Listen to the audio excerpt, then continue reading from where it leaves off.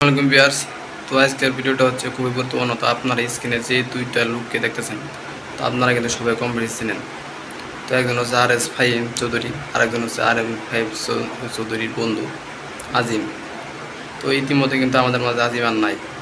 তো ফাহিম চৌধুরী তার পেজে কিন্তু পোস্টের মাধ্যমে জানিয়ে দিয়েছে তো কীভাবে আজিম চৌধুরী মারা গেল। তো এই ভিডিওতে আমি সম্পূর্ণ বর্ণনাটা আজকে আমি করব।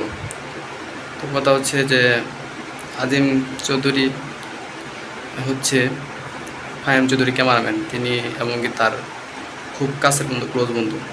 তারা সবসময় যেখানে যায় তাকে নিয়ে যায় এবং তিনি ক্যামেরাম্যান হিসেবে থাকে। তো ফাহিম চৌধুরী সিরাজগঞ্জ যায় শ্যুট নেওয়ার জন্য। তো আপনারা জানেন তিনি একজন ব্লগার এবং ইউটিউবার। তারপর সেখানে গেলে তিনি একটি ভিডিও জন্য শ্যুট করার জন্য তাকে ক্যামেরাম্যান হিসেবে সেখানে দায়িত্বভার দেওয়া হয়।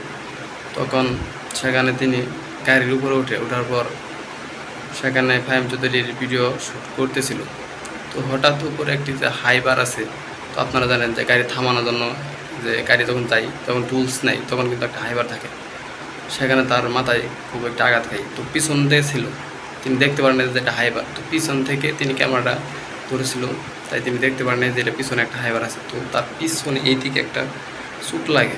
তো চোট লাগার পর মানে এমনিভাবে পড়ে আসলো তুমড়ে। তো হঠাৎ দেখা যায় তিনি পড়ে আসেন। তারপর যখন তাকে নিয়ে দৌড়াদৌড়ি পারে, তো তখন দেখা যায় যে না, তিনি আর নাই। তো এইভাবেই তিনি শেষ বিদায় নেয়। ভিডিওটা সবাই শেয়ার করে দেবেন, সবাইকে দেখা সুযোগ করে দেবেন।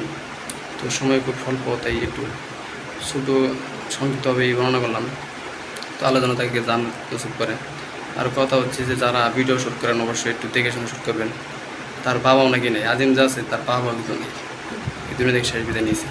তো তার পরিবারে কীরকম অবস্থা, তো এটা আমাদের জানা নাই। তো তাদের দিনকাল কেমন চলবে, তার ফ্যামিলি কেমন চলবে, তো